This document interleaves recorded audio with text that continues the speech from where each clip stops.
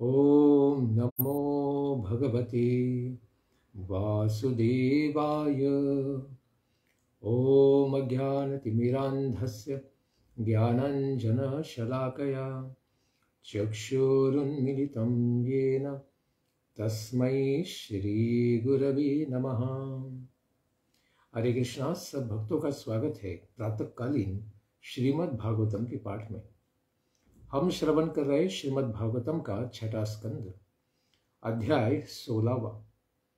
चित्रकेतु महाराज को नारद मुनि और अंगिरा जी आकर उपदेश देते हैं और आज हम श्रवण करेंगे कि चित्रकेतु महाराज भगवान संकर्षण के मंत्र में अभिदीक्षित होंगे और उसके पश्चात भगवान के दर्शन का प्रयास करेंगे।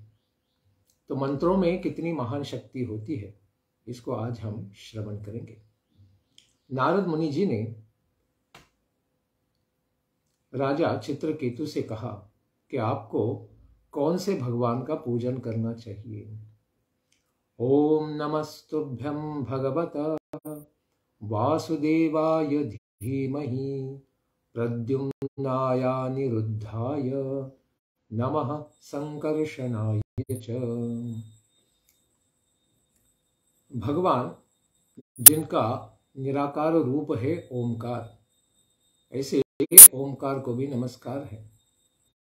और भगवान वासुदेव जो अंडांतरस्थ परमाणु चयांतरस्थम, परमाणु में भी है और ब्रह्मांड में भी है, इस प्रकार वसति सर्वत्र, भगवान जो सर्वत्र विराजमान है, उनको हम ध्यान पूर्वक नमस्कार करते हैं। आप वासुदेव, प्रद्युम्न, अनिरुद्ध और संकर्षण, इस प्रकार से चतुर्व्यूह के रूप में विस्तारित होने वाले नारायण के रूप हैं। ये क्रमशः किन किन के अधिष्ठात्री देवता हैं, यह बताते हैं कि वासुदेव चित्त के देवता हैं, प्रद्युम्न बुद्धि के देवता हैं, अनिरुद्ध मन के देवता हैं और संकर्षण भगवान अहंकार के अधिष्ठात्र हैं। मैं आपके इस चतुर्व्यूह रूप को नमस्कार करता हूं। इसके पश्चात नारद मुनि कहते हैं, नमो विज्ञान मात्राय परमानंद मूर्तये आत्मा रामाय शांताय निर्वृत द्वैत दृष्टये। विज्ञान मात्राय, भगवान विशुद्ध विज्ञानमय स्वरूप है, जिनको हम हृदय में ध्यान करके दर्शन कर सकते हैं। वे कैसे हैं? परमानंद मूर्तये, हे प्रभु, हे भगवान, आपकी मूर्ति परमानंददायी है। और आप कैसे हैं? आत्मा रामाय, आप आप्त काम है। आप स्वयं में ही रममाण होते हैं और आप अत्यंत शांत हैं, इसीलिए कहते हैं शांताय।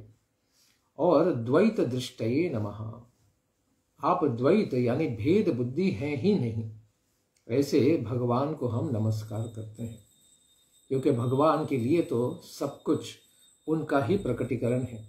इसलिए भगवान कभी भी भेद दृष्टि से किसी को देखते नहीं है, क्योंकि जो भी है चर अचर, वो सब भगवान की ही अभिव्यक्ति है, विस्तार रूप है। उसके पश्चात नारद मुनि कहते हैं, आत्मानंदानुभूत्यैव न्यस्त शक्त्योर्मये नमः ऋषिकेशाय महते नमस्ते विश्वमूर्तये। अपने स्वरूपभूत आनंद की अनुभूति से ही आपने मायाजन्य राग द्वेष आदि को त्याग दिया है। तो माया को किस प्रकार से भगवान ने त्यागा है? भगवान को तो माया झपट ही नहीं सकती है, लेकिन भगवान अपने आत्मभूत, जो अपने स्वरूप से ही आने वाला जो आनंद है, क्योंकि भगवान आनंद घन है, तो ऐसे अनुभूति से ही भगवान माया से सदा ही परे ही होते हैं। न्यस्त शक्त्योर्मये नमः, ऐसे भगवान को हम नमस्कार करते हैं। कैसे हैं ये भगवान? कहते हैं ऋषिकेशाय। ऋषक यानी इंद्रिय, सारे इंद्रियों के जो ईश हैं, स्वामी हैं, ऐसे भगवान को नमस्कार है। आप सर्वों के समस्त इंद्रियों के प्रेरक भी हैं और परम महान विराट स्वरूप, इस प्रकार से आप विश्व मूर्ति के रूप में भी प्रकट हैं, इसीलिए आपको सादर नमस्कार है। आगे नारद मुनि बताते हैं, वचस्योपरते प्राप्य य एको मनसा सह अनाम रूपश्चिन्मात्रः सोव्यान्नः सदसत्परः।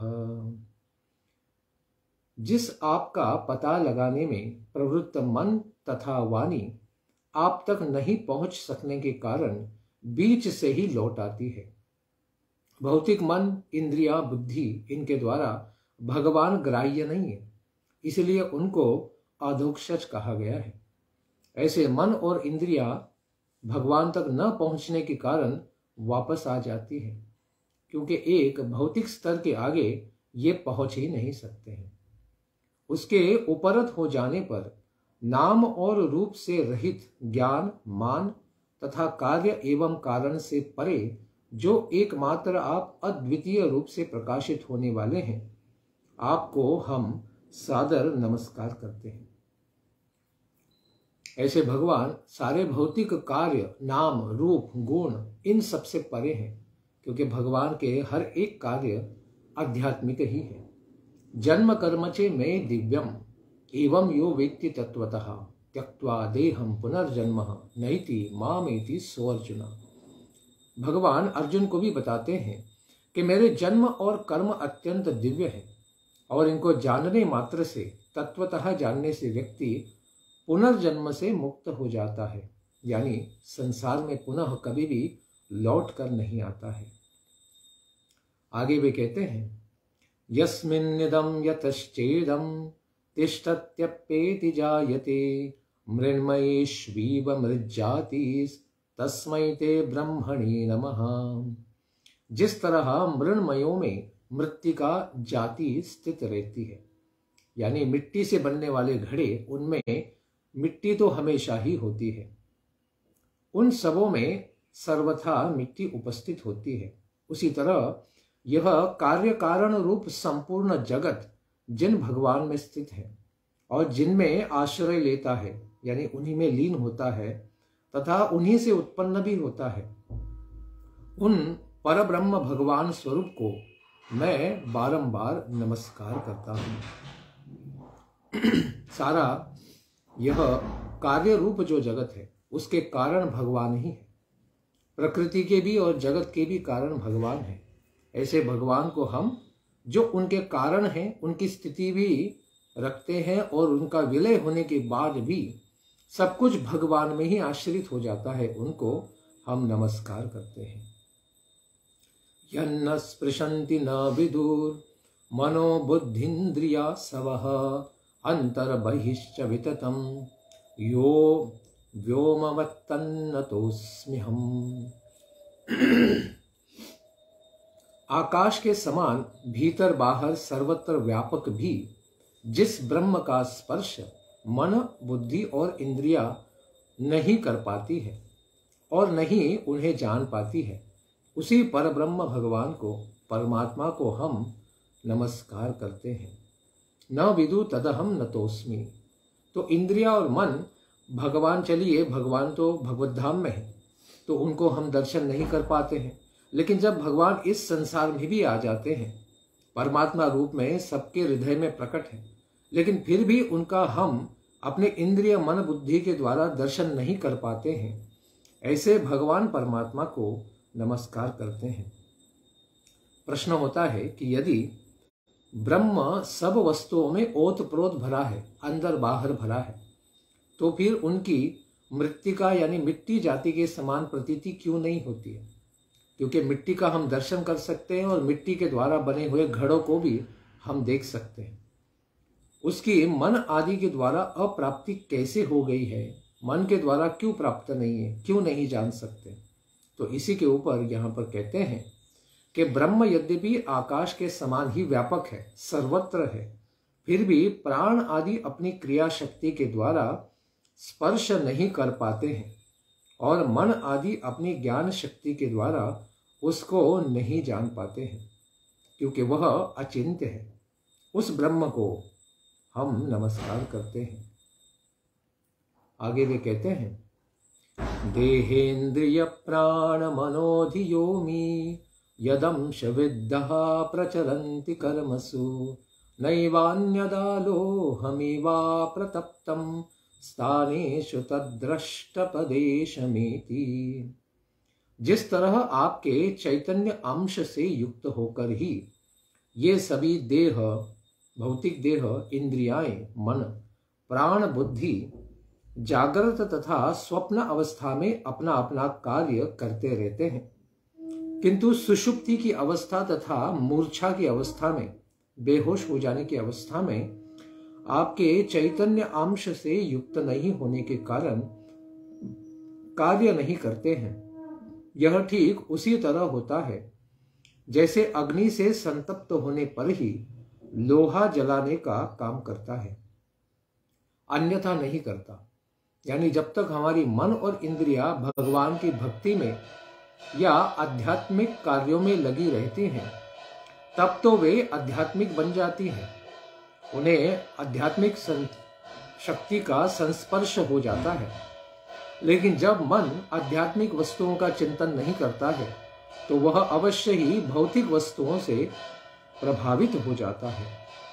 उसी प्रकार से यह उदाहरण देते हैं कि अग्नि से संतप्त लोहा ही उस प्रकार का, यानी लोहे का गुण जो है अग्निमय हो जाता है, अन्यथा नहीं होता है। दृष्टा भी आपका ही नाम है, उसे आप जागृत एवं स्वप्न की दशा में स्वीकार करते हैं। तो जीव भी भगवान का ही अंश है, इसीलिए उसमें यह प्राण शक्ति, चेतना शक्ति आकर वो इस संसार का दर्शन कर पाता है। लेकिन है तो भगवान परमात्मा का ही अंश है। इस प्रकार उस पर ब्रह्म को, जो जीव का और दृष्टा का कारण है, उसको हम नमस्कार करते हैं। आगे वे कहते हैं,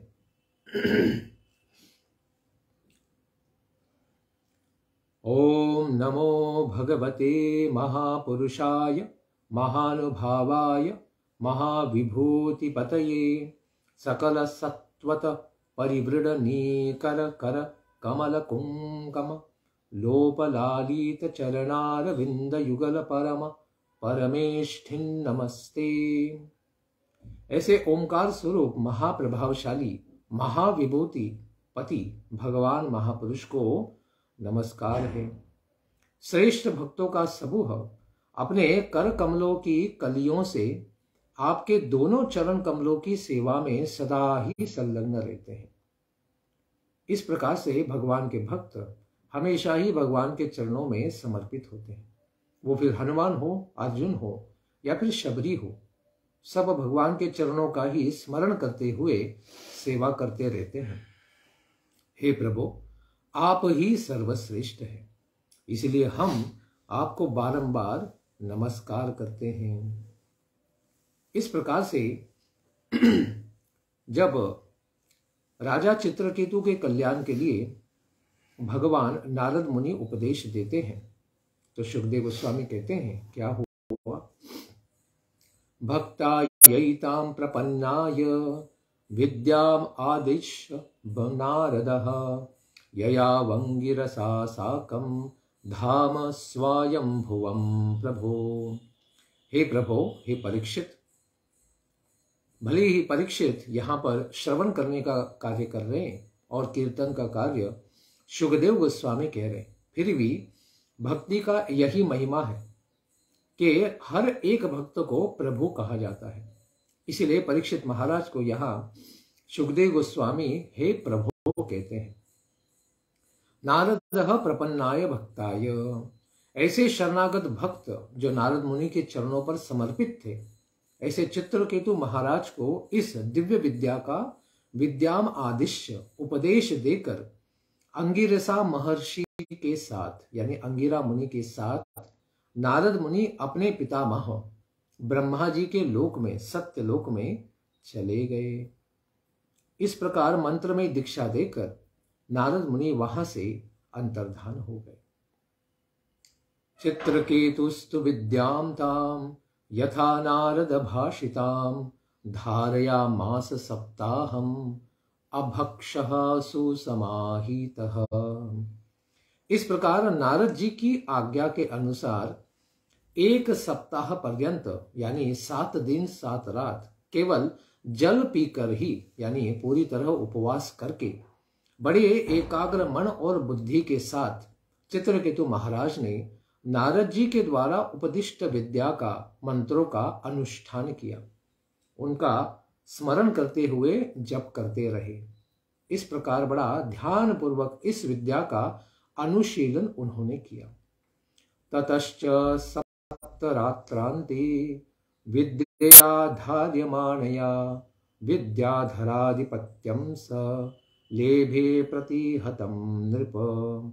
ततः उसके पश्चात उस विद्या के दिव्य अनुष्ठान से सप्तरात्रांते 7 रात्रि के पश्चात राजा चित्रकेतु को विद्याधरों का अखंड आधिपत्य प्राप्त हो गया।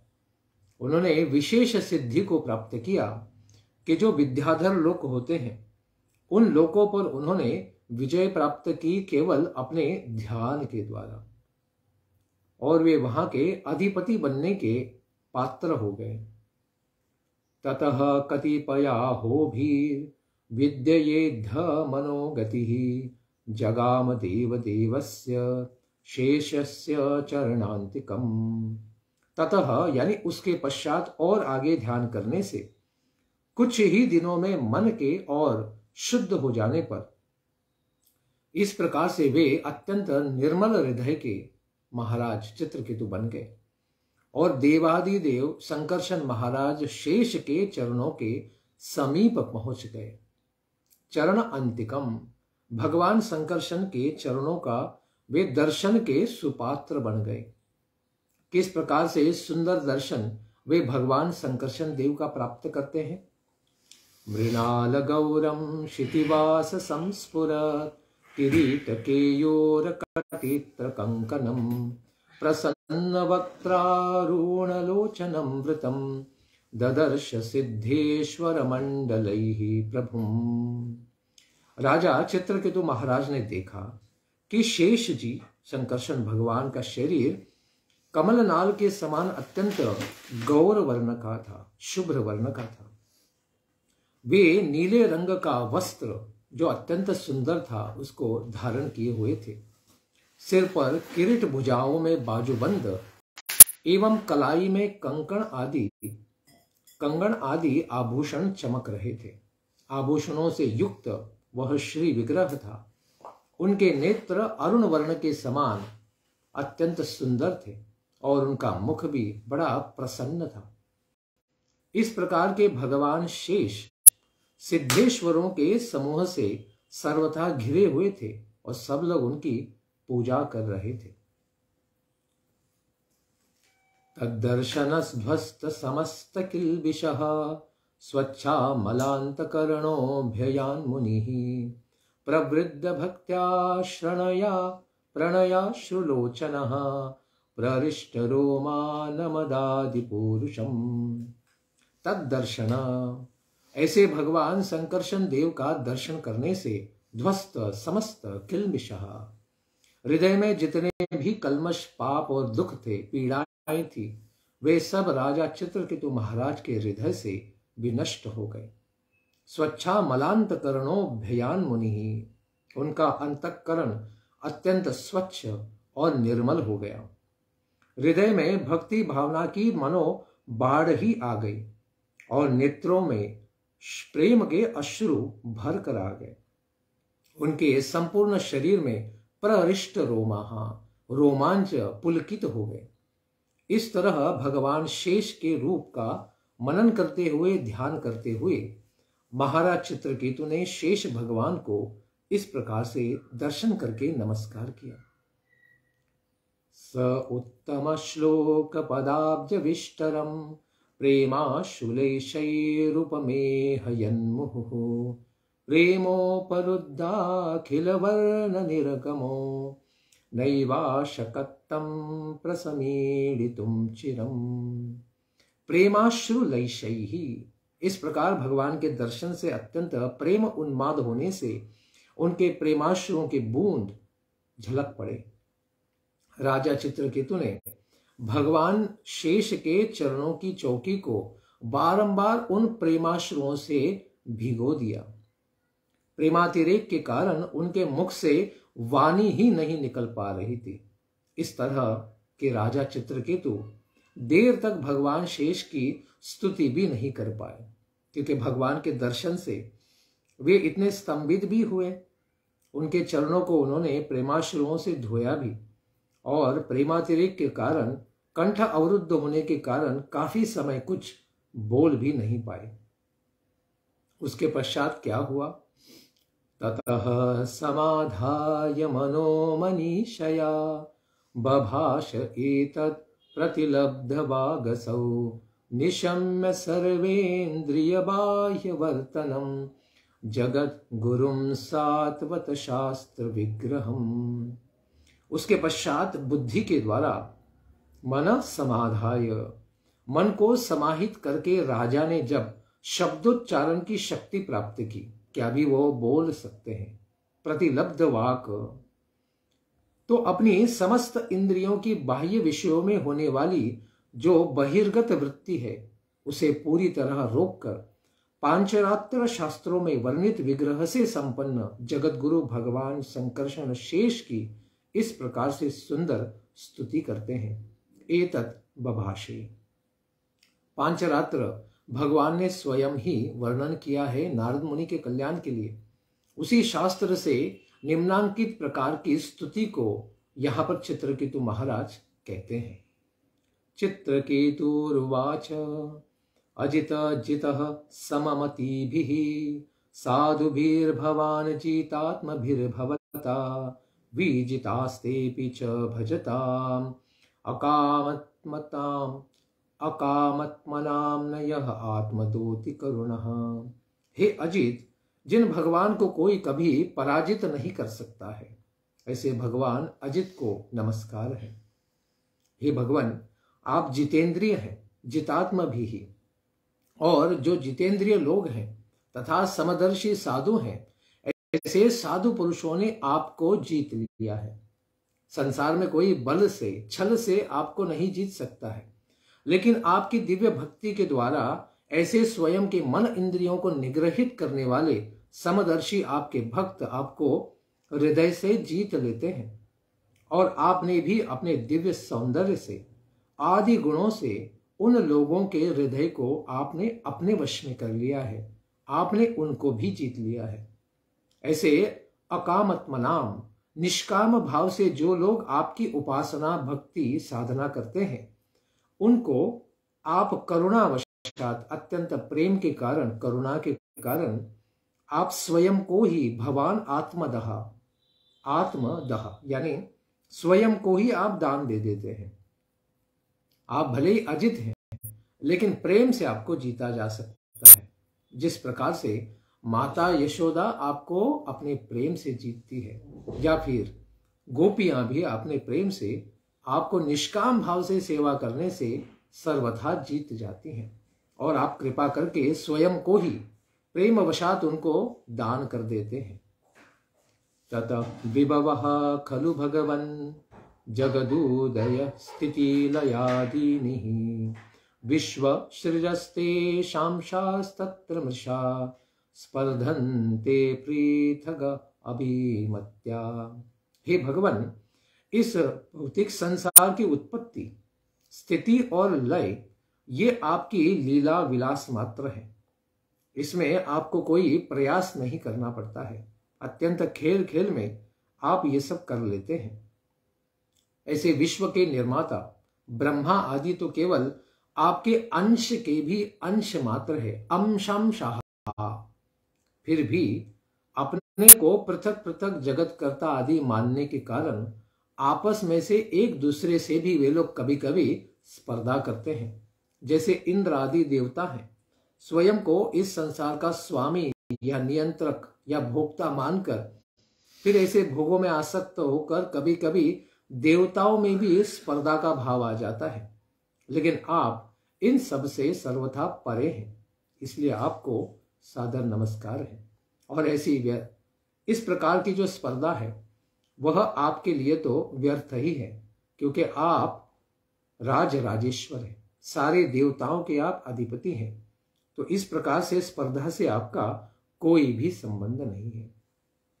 ऐसे भगवान आप विभु भी हैं, लेकिन आप अणु के अंदर भी हैं।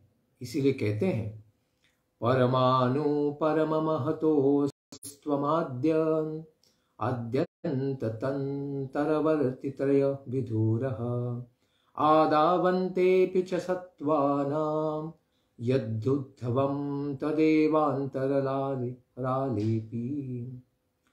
एक छोटे से परमाणु से लेकर परम महान तत्व पर्यंत सभी वस्तुओं की आदि, मध्य और अंत में आप ही वर्तमान है, विराजमान है। उसी के साथ स्वयं आप आदि, अंत और मध्य में इनसे भी रहित है। आपका न कोई मध्य है, न अंत है, न आदि है। आप ही सबके आदि, अंत और मध्य में है। ऐसे पदार्थों की आदि और अंत में जो वस्तु रहती है वह मध्य में भी रहती। इस प्रकार आप तीनों अवस्थाओं में स्थित हैं और तीनों अवस्थाओं से जाने भी नहीं जाते हैं। भौतिक संसार में भगवान सृष्टि के प्रकटीकरण से पहले भी विद्यमान है, सृष्टि के स्थिति के समय भी विद्यमान है और सृष्टि के पश्चात भी विराजमान होते हैं। ऐसे भगवान को सादर नमस्कार है। आगे वे कहते हैं क्षित्यादिभीरेश कीलावृतः सप्तभीर्दश गुणोत्तरैराण्डकोश यत्र पतत्यनुकल्पः सहाण्ड कोटि कोटिभिस्तदन्तः। उत्तरोत्तर 10 गुणे पृथ्वी आदि के 7 जो आवरण हैं, इन आवरणों से घिरा हुआ यह ब्रह्मांड कोश अपने ही समान करोड़ों ब्रह्मांडों के साथ आप में परमाणु के समान घूमता रहता है। बड़े बड़े ब्रह्मांड भी हों, लेकिन भगवान कारण रक्षाय विष्णु के सामने केवल छोटे छोटे बुलबुले मात्र हैं और ये सब भी भगवान में ही आश्रय पाते हैं। फिर भी उसको अपनी सीमा का पता नहीं है, यानी उस बुलबुला इतना सूक्ष्म है कि उसे पता नहीं कि वह कितना सूक्ष्म है। अतएव आप अनंत हैं, वह स्वयं को भी नहीं जान सकता है, आपको कैसे जान सकता है। ऐसे अनंत भगवान जिनके अनंत रोम छिद्रों से अनंत ब्रह्मांड प्रकट होते हैं और बहुत लंबे समय के बाद, मानो अनंत समय के बाद ही भगवान में पुनः स्थिति पाते हैं। ऐसे भगवान का इतना बड़ा काल, यानी ब्रह्मा जी का पूरा जीवन ही केवल एक श्वास मात्र होता है। ऐसे आदि भगवान को हम सादर नमस्कार करते हैं। तो भगवान को ही ध्रुव बताते हैं, भगवान से ही सब कुछ स्थिति, उद्भव और उन्हीं के अंदर सब चीजों का विलय हो जाता है। इस प्रकार से भगवान को नमस्कार करते हैं।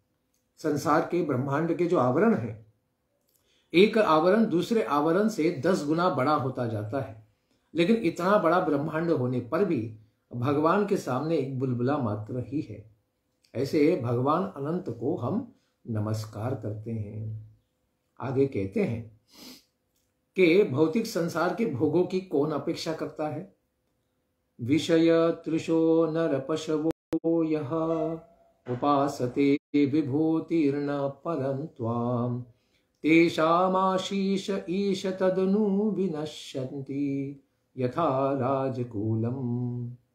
जो नर पशु, यानी वैसे तो मनुष्य है लेकिन चेतना के कारण पशुवत है, केवल विषय भोगों को ही प्राप्त करना चाहता है। नर पशवः, जिसकी वृत्ति एक ग्राम्य पशु की तरह केवल विषयों के भोगों में ही हो गई है, वे उस प्रकार के लोग आपकी उपासना नहीं करते हैं। उपासते परम त्वाम न। इस प्रकार के आपकी विभूति रूप इंद्रादि देवताओं की ही वे लोग आराधना करते हैं, कर्मकांड में फंसते हैं और फिर आपको त्याग कर आपके छोटी छोटी विभूतियां जो है, इंद्रादि, ब्रह्मादि आदि, शिवजी आदि जो विशेष विभूतियां हैं, इन सब की आराधना में लग जाते हैं। हे प्रभु, जिस तरह राजकुल का नाश हो जाने पर उनके अनुयायियों की जीविका का भी नाश हो जाता है, उसी तरह उन क्षुद्र उपास्य देवों का नाश हो जाने पर उनके द्वारा प्रदत्त भोगों का भी नाश ही हो जाता है। जिस प्रकार राजकुल का किसी कारण से नाश हो जाता है तो उनके अनुयायी यानी उनके द्वारा पालित जो भी जीविका पालन करने वाले लोग हैं उन सब नागरिकों का भी नाश हो ही जाता है। उसी प्रकार से इन देवताओं का पतन होने से या फिर स्वर्ग से उनको पलायमान करा देने से उनके प्रदत्त भोगों के द्वारा जो सुखी बने हैं ऐसे लोगों का भी और दुय्यम देवताओं का भी नाश हो जाता है। इस प्रकार आप तो स्वयं क्या है? भगवान है। आपकी उपासना करने वाला व्यक्ति कभी भी दुखी नहीं होता है। क्यों? क्योंकि आपकी स्थिति कभी भी च्युत नहीं होती है, इसलिए आपका नाम अच्युत है। आप हमेशा ही भगवान हैं, आप हमेशा ही सबके स्वामी हैं। इसलिए आपकी उपासना को छोड़कर कोई देवताओं के पीछे लगता है तो वो फिर क्या है? मूढ़धी है, मूर्ख बुद्धि वाला है। क्योंकि देवताओं की स्थिति जब स्वयं ही डोलायमान है तो फिर वे उनके द्वारा प्रदत्त भोगों को शाश्वत रूप से कोई भोग ही नहीं सकता। इसलिए कोई वैकुंठ की स्थिति को, पूरे दुख को मिटाकर जन्म मृत्यु जरा व्याधि से परे जाना चाहता है तो ऐसे व्यक्ति को केवल आपकी ही भक्ति करनी चाहिए। इसलिए आगे कहते हैं, कामस्धियस्त्वयि रचितां न परम रोहन्ति यथा करम्भ बीजानि ज्ञानात्मनन्य गुणमये गुणगण तोस्य द्वंद्व जालानि। ज्ञान स्वरूप तथा निर्गुण प्रभु, आप तीनों गुणों से परे हैं और अखंड ज्ञानमय स्वरूप हैं। आपके प्रति की गई सकाम भावना भी यानी भौतिक भोगों को कामना रखते हुए कोई भजन कर दे तब भी दूसरे कर्मों के समान जन्म तथा मृत्यु रूप फल को प्रदान करने वाली उस तरह से नहीं होती है। कोई अगर भौतिक भावनाओं से, जैसे ध्रुव महाराज ने आपकी भक्ति की, तो उस प्रकार से भक्ति करने पर भी उन्हें भौतिक संसार का व्याप में भ्रमण नहीं करना पड़ा। उन्होंने संसार के भोग सबको प्राप्त किया, लेकिन आपकी भक्ति के साथ रहने के कारण उसी जन्म के अंत में बिना मृत्यु ही वे ध्रुव लोक को यानी वैकुंठ लोक को सिधार गए, यानी उन्हें जन्म और मृत्यु प्राप्त नहीं हुआ। जिस तरह भुने हुए बीजों से अंकुर नहीं उत्पन्न होते हैं, इसलिए कहते हैं ब्रह्मा जी ब्रह्म संहिता में, कर्माणि निर्दहति किंतु च भक्ति भाजाम। करने का विशेष लाभ है कि जन्म अनेक जन्मों, करोड़ों जन्मों के जो पाप कर्मों के बीज है उनका भी नाश होगा, कर्मों का भी नाश होगा और कर्मों के फलों का भी नाश होगा। इस प्रकार से व्यक्ति सीधे भगवत धाम को प्राप्त कर सकता है। इस प्रकार भुने हुए बीज कभी भी अंकुरित नहीं होते, उस प्रकार से किए हुए कर्म भी उनके प्रतिफल कभी भी जन्म नहीं लेंगे। जीव को प्राप्त होने वाले सुख दुख आदि द्वंद्व सत्वादि गुणों से होते हैं, निर्गुण से नहीं। क्योंकि जब तक व्यक्ति कर्मों में जो सत्व रज तम में फंसे हैं, इन प्रकार के गुणों से प्रभावित कर्म करता है, तब तक ही दुख उसके साथ है। लेकिन जब निर्गुणा भक्ति यानी भगवान के चरणों की निष्काम भक्ति को व्यक्ति करता है, तो इस प्रकार से गुणों के जो परिणाम गुण ही प्राप्त होते हैं, उस प्रकार से नहीं होंगे। क्योंकि भगवान की भक्ति तो निर्गुणा है, गुणों से परे है। इसलिए भगवान के चरणों की ही प्राप्ति उस भक्ति के द्वारा होगी। इसलिए आगे कहते हैं कि हे अजीत, जीतम अजीत तदा भवता यदाह भागवतम धर्ममन वद्यम निष्किंचनाय मुनय आत्मरामा यमोपासते वर्गाय। हे अजीत, आपने उसी समय सबको जीत लिया जिस समय आपने विशुद्ध भागवत धर्म का उपदेश दे दिया। भागवतम धर्मम आह अनवद्यम। जब आपने भागवत धर्म के द्वारा सारे संसार के जीवों का कल्याण करने की इच्छा की, उसी समय आपका नाम अजित हो गया। उसी धर्म निष्किंचन किसी वस्तु में अहमत्व ममत्व को नहीं रखने वाले आत्माराम सनकादि महर्षिगण मोक्ष की प्राप्ति के लिए सदा ही सेवन करते रहते हैं। ज्ञान की वृद्धि होने पर व्यक्ति संसार के मोह को त्याग देता है, उसे वैराग्य हो जाता है। तब भी भगवान के इस भौतिक संसार से वह पार नहीं हो पाते। जब तक भगवान की भक्ति कोई नहीं करता तब तक भौतिक संसार को वो पार नहीं कर सकता है। उदाहरण के रूप में कहते हैं कि सनक आदि चतुष्कुमारों ने जब भगवान की भक्ति की तभी वैकुंठ मूर्ति भगवान का दर्शन करने के पश्चात उन्होंने कहा कि ऐसे दिव्य भगवान का हम सारे संसार में जाके प्रचार करेंगे। और वे वैकुंठ में न जाकर फिर वापस आ गए, जिसको हमने तीसरे स्कंद की लीला में श्रवण किया है। ऐसे भगवान को बारंबार प्रणाम है कि मोक्ष प्राप्ति के लिए भी महर्षि केवल आपके ही चरणों की सेवा और वंदना करते रहते हैं। इसीलिए हे प्रभु, आप समस्त जीवों के समस्त कल्याणों के एकमात्र आश्रय हैं। आपने सारे संसार को भागवत धर्म सिखाया, खास करके चतुष्कुमारों को भी सिखाया और उनके द्वारा फिर इसका प्रचार संसार में किया गया है। इसीलिए आप अत्यंत महान हैं। यह भागवत धर्म की महानता क्या है, विशेषता क्या है, इसको बताते हैं। विषममतीर्न यत्र निराम त्वम अहमिति मम तवेति च यदत्रन्यत्र विषमधिया रचितो यह स हि अविशुद्ध क्षयिष्णुर धर्म बहुलः। यह भागवत धर्म इतना शुद्ध है, इतना महान है कि इसमें सकाम धर्मों के समान मनुष्यों की मैं तुम मेरा तेरा इस प्रकार की जो विषम बुद्धि है, इस प्रकार की विषम बुद्धि होती ही नहीं है। व्यक्ति स्वयं का और दूसरे का अहम ममेति यह भाव भी छोड़ देता है। मैं और मेरा, मेरा और तेरा, इस भाव को त्याग करने से वह भगवान के विशुद्ध भक्ति में प्रवेश करता है। किसी जीव का मत्सरतापूर्ण भाव त्याग देता है, किसी में गुण दोष देखना छोड़ देता है। जिस धर्म का निर्माण विषम बुद्धि से किया जाता है वह धर्म अशुद्ध होता है, नाशवान होता है और अधर्म बहुलक ही होता है। और ऐसे धर्म से किसी को भी कभी भी शांति प्राप्त नहीं हो सकती है। इस प्रकार से भागवत धर्म कैसे निर्दोष है, कैसे मत्सरता से परे है, तीनों गुणों से परे है, इसी को बताते हैं कि विषम धर्मों के समान इस प्रकार की बुद्धि भागवत धर्म में किसी की भी नहीं होती है।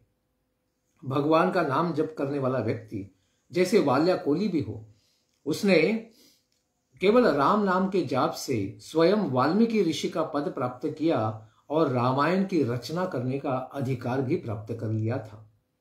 इस प्रकार से भगवान के नाम स्मरण के द्वारा व्यक्ति अत्यंत महान बन सकता है। और हिंसा आदि बहुलक जो कोई भी कर्म करे वह कभी भी शांति का कारण नहीं हो सकता है। जिस प्रकार से शबर स्वामी ने भी कहा है कि इस कामना विशेष के द्वारा किए जाने वाले सकाम धर्म के द्वारा, कर्म कांड के द्वारा अर्थ एवं अनर्थ दोनों ही देखे जाते हैं। भौतिक लाभ भी होंगे और भौतिक नुकसान भी होंगे और व्यक्ति कभी भी स्वयं का परम कल्याण नहीं प्राप्त कर पाएगा। इसीलिए वे कहते हैं कक्षेमो निज परयो कियानर्थ स्वपरद्रुहा धर्मेण स्वद्रोहात्वकोप पर संपीडया च तथा अधर्मः। अपने तथा पराये, स्व परद्रोहा, अपने तथा पराये से द्रोह करने वाले ऐसे सकाम वृत्ति वाले लोग मारण आदि धर्मों को लेते हैं, दूसरे की हत्या करके पैसा कमाना चाहते हैं, चोरी करना चाहते हैं। ऐसे धर्मों से अपना और पराया दोनों का कोई भी कल्याण नहीं हो सकता। झगड़ा करने से दोनों का ही अकल्याण ही होगा और न तो उससे किसी के हित की सिद्धि होगी, किसी को भी लाभ नहीं होता है। इस प्रकार सकाम कर्म करने वाला जब चित्त स्वयं का दुखी कर लेता है ऐसे कर्मों के द्वारा, तो वह स्वयं ही रुष्ट हो जाता है, स्वयं के प्रति भी और दूसरे जीवों के प्रति भी, और दूसरों को कष्ट देता होता, इस प्रकार से अधर्म ही करता रहता है। पर संपीड़या ही अधर्म होता है। दूसरों को और स्वयं को पीड़ा देना ही अधर्म कारक होता है। इस प्रकार से अधर्म का त्याग कोई करना चाहे तो उसे भगवान अंतर्यामी परमात्मा वासुदेव की भक्ति ही करनी पड़ेगी। इसीलिए भागवत धर्म अत्यंत महान है। इसीलिए कहते हैं कि हे प्रभु, आपका भागवत धर्म कैसा है? न्यव्यतिचरति तवेक्षायया य विहितो भागवतो धर्मः स्थिरचर सत्व कदम्बेश्व पृथक धियो यमो पासते त्वार्यः। हे प्रभु, हे भगवान, आपने जिस दृष्टि से भागवत धर्म का उपदेश दिया है, यया अभिहितः न व्यभिचरति, वह कभी भी परमार्थ से विचलित नहीं होता। यानी वह भागवत धर्म का, हरि नाम संकीर्तन का कभी भी त्याग नहीं करता है। इसीलिए संत पुरुष महात्मा जन चर अचर समस्त प्राणियों में समदृष्टि रखते हैं, क्योंकि हमेशा भागवत धर्म में लगे रहने के कारण कभी भी अपने धर्म से विचलित नहीं होते हैं और उसी धर्म का सेवन करते हैं, जिस धर्म के द्वारा उनका स्वयं का भी कल्याण होता है और दूसरे जीवों का भी कल्याण हो जाता है। इसीलिए वे भागवत धर्म की महिमा को और आगे कहते हैं, नहि भगवन्न घटितम इदम त्वद्दर्शना नृणाम अखिल पापक्षयः यन्नाम सकृत श्रवणात् पुलकसोपि विमुच्यते संसारात्। हे भगवान, यह कोई असंभव बात नहीं है कि आपके केवल दर्शन मात्र से मनुष्यों के सारे पाप क्षय हो जाते हैं, पापों का नाश हो जाता है, उनका प्रभाव विनष्ट हो जाता है। क्यों? क्योंकि आपका एक बार भी नाम श्रवण करने से, यन्नाम सकृत श्रवणात्, सकृत यानी एक बार, केवल एक बार हृदय से ध्यान पूर्वक आपका नाम श्रवण करने मात्र से ही पुलकसः अपि, पुलकसः यानी चांडाल व्यक्ति जो कुत्ते का मांस खाता है, वह भी संसारात विमुच्यते, इत भौतिक संसार या पापमय वासनाओं से सर्वथा मुक्त हो जाता है। इसीलिए आपका नाम अत्यंत महान है। इस प्रकार आप ही स्वयं भागवत धर्म के प्रवर्तक हैं। कैसे? आपके दर्शन मात्र से पापियों का उद्धार हो जाता है। इसीलिए भागवत धर्म का, महिमा का, विशेषता का सबसे प्रबल प्रमाण तो केवल आप स्वयं ही हैं। हे प्रभु, आपको बारंबार नमस्कार है। और आपके दर्शन का क्या विशेष लाभ है? अथ भगवन् वयम अधुना त्वदवलोक परिमृष्टा शयमलः सूरु ऋषीणां यदुदितं ताव केन कथमन्यथा भवति। अथ इसीलिए हे भगवान, अधुना अभी इस क्षण में आपका दर्शन कर लेने के कारण हमारा अंतःकरण, इसके अंदर सारा मल, कर्म की वासना, पाप और उनका फल, सब कुछ, ये सारा मल धुल चुका है। क्षयमलाहा, जैसे सबका हृदय साफ हुआ उस प्रकार से हमारा भी हुआ। और आपके अनन्य भक्त ऋषर्षिणः, सुरर्षिणः, भगवान देवर्षि नारद मुनि ने जिस प्रकार से यदा उदितम, जिस प्रकार से हमसे कहा था, वह कभी भी मिथ्या नहीं हो सकता। कथम अन्यथा भवति, यानी उन्होंने जिस प्रकार से कहा था, उपदेश दिया था, आपका वर्णन किया था, उसी प्रकार से मैं आपका दर्शन भी कर रहा हूं और ऐसे दर्शन से कृतकृत्य हो गया हूं। हे प्रभु, आपको सादर नमस्कार है। ऐसे भगवान को सादर नमस्कार करते हुए अपनी प्रार्थनाओं को यहाँ पर चित्रकेतु महाराज आगे बताते ही रहेंगे, जिनको हम श्रवण करेंगे कल के प्रातःकालीन सत्र में। धन्यवाद। हरे कृष्ण। ग्रंथराज श्रीमद् भागवतम की जय, चित्रकेतु महाराज की जय, नारद मुनि की जय, निताय गौर प्रेमानंदे। हरि हरि बोल। जय जय श्री राधे श्याम।